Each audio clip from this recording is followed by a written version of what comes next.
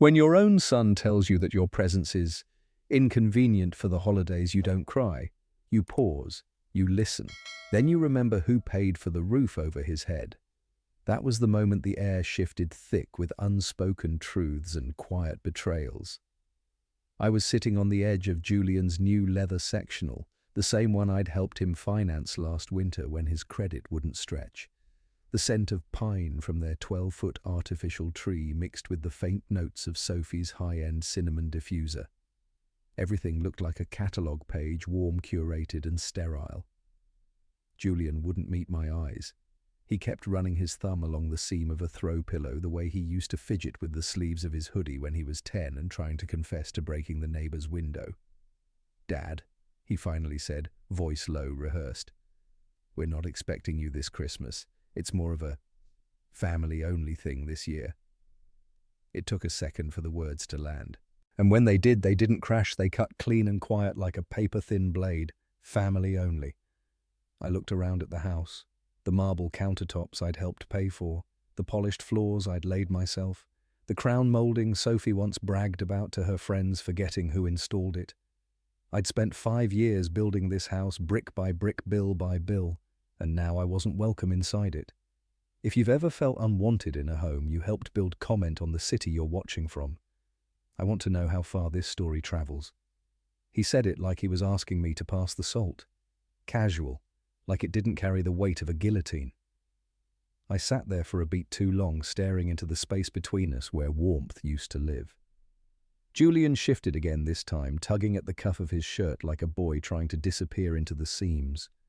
My chest felt heavy, not with anger, but with recognition. This wasn't a slip. This was deliberate. I went into the room, slowly, deliberately. The vaulted ceilings I'd co-signed the loan for, the gas fireplace that still had my fingerprints from the day I installed it, trying to get it done before their twins were born. The abstract painting above the mantel, Sophie had said it was too subtle at first, until her sister complimented it. Now it was her favourite piece in the house. "Is this Sophie's idea?" I asked, though I already knew the answer. Julian winced. "It's just, her parents are visiting, and they're traditional." There it was, the code. Traditional. The same word she'd used when she swapped out my spicy tamales for kale salad last Thanksgiving. When she said my stories were a bit much for her book club friends. When she called my old Chevy truck charming with the same tone people use for stray dogs. "It's just easier this way." Julian added, almost apologetic, "You know how they are." I nodded slowly. Not because I understood, but because I finally accepted what I hadn't wanted to see. They weren't making room for me. They were moving on without me, and my son, my only son, was letting it happen. I drove home in silence, the kind that fills your chest like cold water. Not loud, just heavy. The streets were dressed in lights, every porch a glowing postcard of joy I no longer felt part of.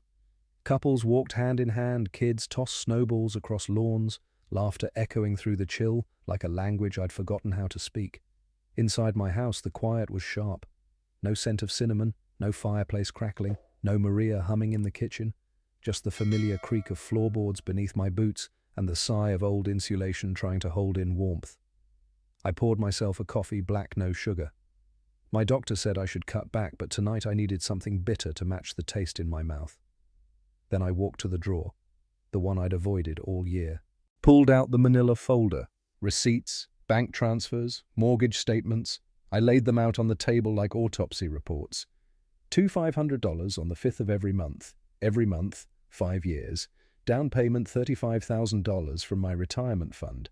Kitchen remodel $19,000 on my visa. New roof $11,600 paid in 3 installments. The numbers didn't lie. They just stared back at me, merciless and precise. I'd stopped buying new shoes, skipped birthday gifts for myself. I learned to live on canned soup and quiet pride, all to support a home I now wasn't welcome in. It wasn't about the money. It was about the story behind every line item. A sacrifice, a choice, a piece of myself, and somehow I'd been edited out of the ending. The call came the next morning just after 10. Her name lit up my screen like a hazard sign. Sophie never called unless she wanted something. Even her ringtone sounded entitled. I let it ring twice before answering more out of curiosity than courtesy. "Arthur," she said, not missing a beat. "Could you do me a favor and pick up my parents from the airport this afternoon? Their flight lands at 1:40, Terminal B." She didn't ask. She was assigned. I blinked at the absurdity. Less than 24 hours after telling me I wasn't welcome at Christmas dinner, now I was the chauffeur for the people who'd replaced me. "I'm sorry," I said, keeping my voice even. "Didn't you say I wasn't expecting the holidays?" A pause. I could hear the clinking of glass in the background, brunch maybe, or just her usual mid-morning mimosa. "Oh, come on, Arthur," she replied with that signature impatience coated in civility.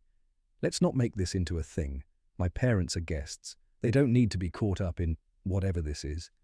She didn't say "you're overreacting," but the implication dripped through every syllable. And frankly, she added, "You're the only one who's free during the day."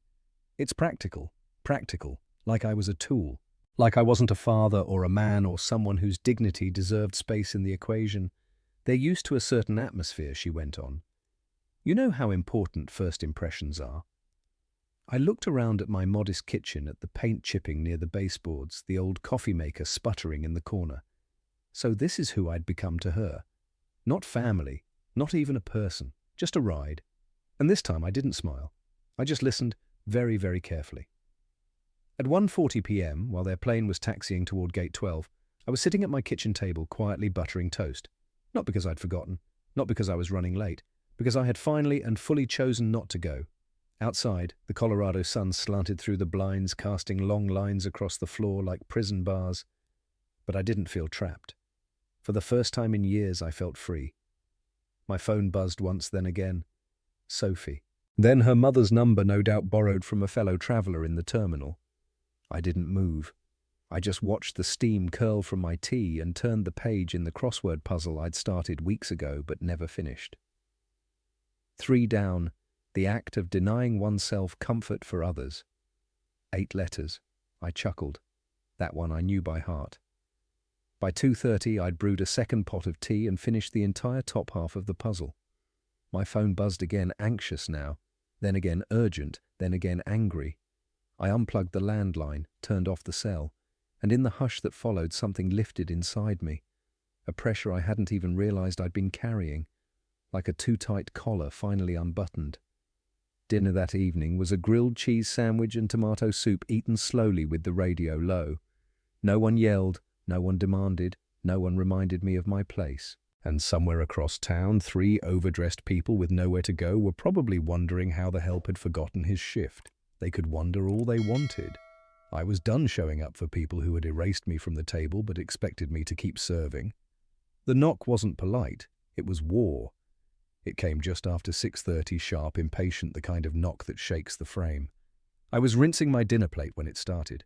The pounding grew louder with each second, like fists trying to rewrite history through force. I dried my hands slowly. No rush.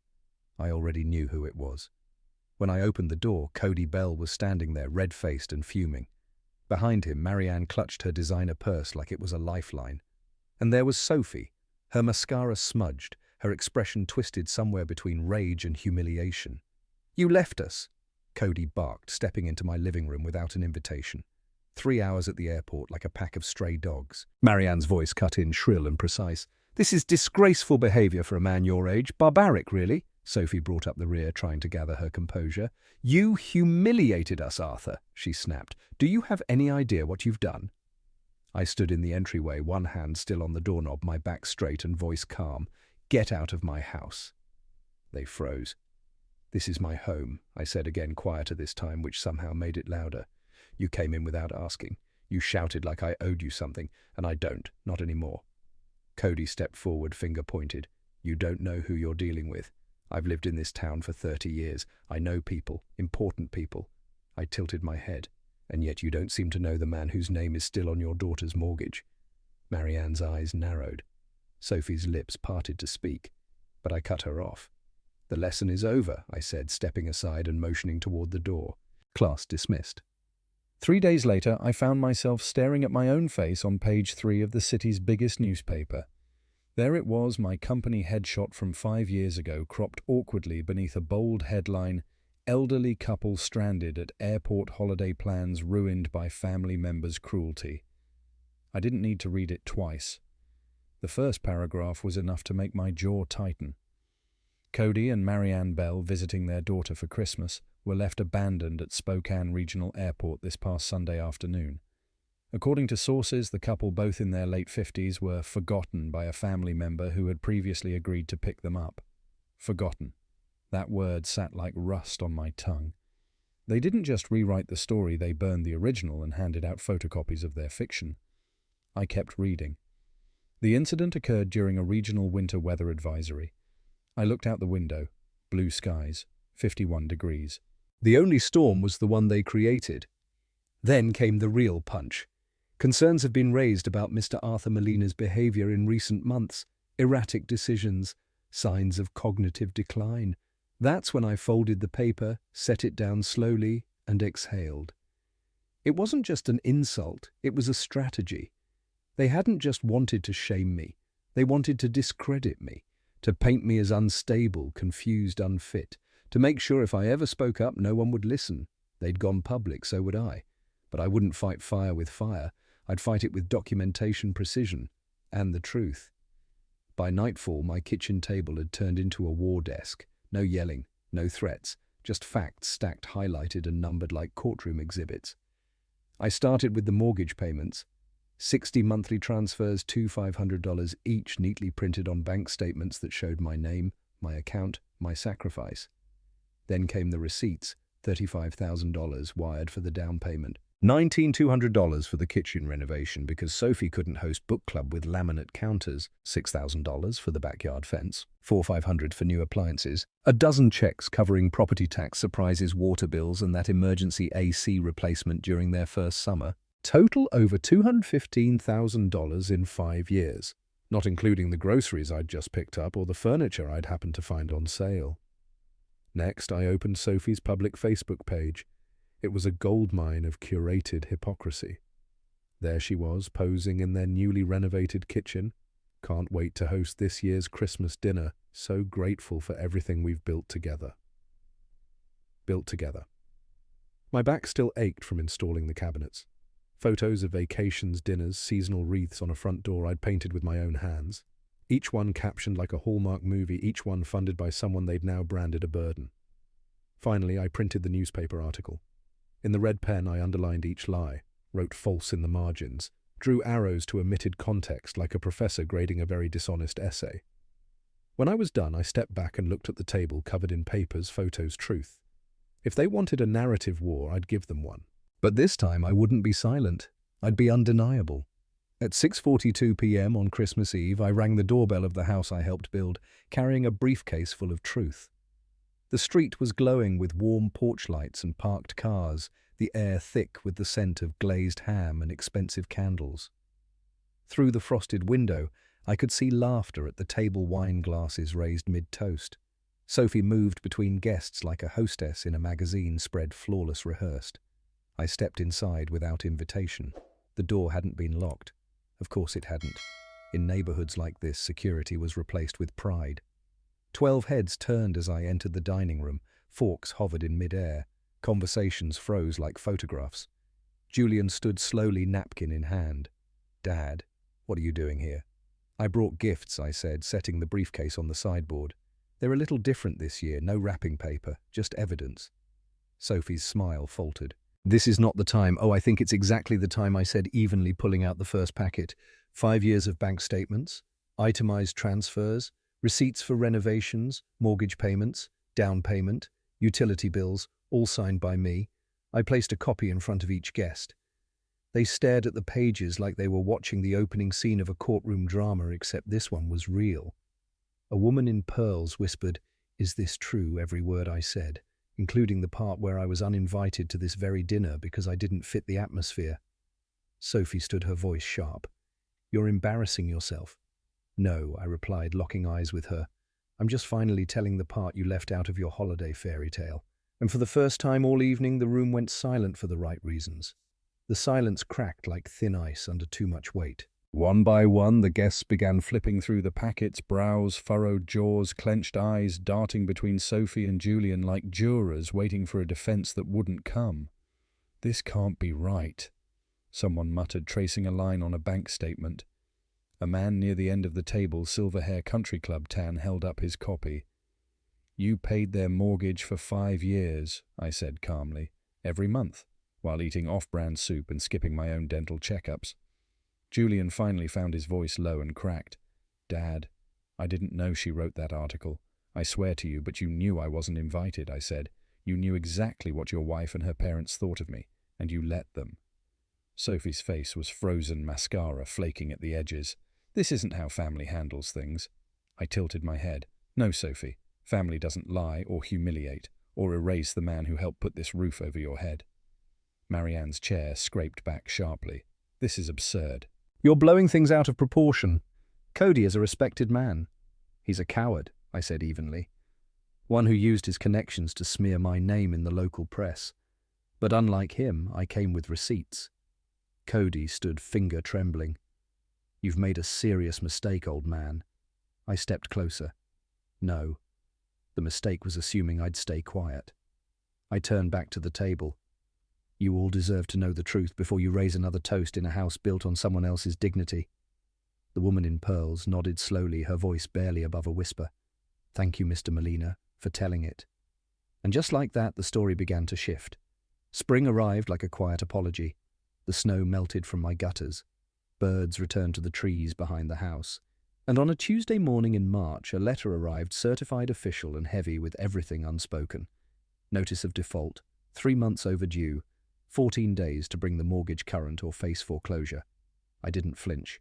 I just set the envelope beside my coffee the same way you set down a piece of bad news you'd already made peace with. The calls had started weeks earlier, first Julian, then Sophie, then even Marianne, her voice shaking with a civility she could no longer afford. I didn't answer. Respect once broken doesn't grow back just because the roof starts leaking. But that Thursday evening Julian knocked. No fanfare, no rehearsed monologue, just him standing on my porch shoulders, slumped suit wrinkled like it had been slept in. I let him in. He looked around like he was seeing the place for the first time, fresh paint on the walls, new recliner in the corner, a photo of me and Rosa's grandkids on the mantel. "This place looks different," he said. "It's what happens when you spend money on yourself," I replied, "instead of people who only remember you when their accounts go negative." He sat carefully like the truth might break beneath him. "Dad, I'm sorry," he said. "For dinner, the article, the silence. I should have defended you." "Yes," I said quietly. "You should have." He swallowed. "I didn't realize how much I'd taken from you until everything fell apart." I nodded. "Sometimes collapse is the only way we see the foundation." His eyes welled. "Is there any way to fix this?" I didn't answer right away. Because some wounds need air before they can even think about healing. I didn't raise my voice. I didn't reach for a checkbook. I just looked at my son, the man who once ran barefoot across my workshop floor, and told him the truth. "You didn't lose me, Julian," I said quietly. "You gave me away. There's a difference." He blinked fast, like the weight of those words landed somewhere between his ribs. "I forgave you months ago," I continued, "but forgiveness isn't a reset button. It doesn't erase 5 years of silence of being treated like an inconvenience. It just means I've stopped bleeding." He lowered his head. "I know the house is going. I know Sophie's parents won't help. I don't even know if the marriage will survive this." I sighed, not with bitterness, but with a strange sense of peace. "Then maybe you're finally seeing clearly." He looked up. "What now?" "Now," I said, "you grow up. You learn to live within your means. You stop expecting others to fund your comfort while calling it independence. You take responsibility for the life you've built and the bridges you've burned." He nodded slowly.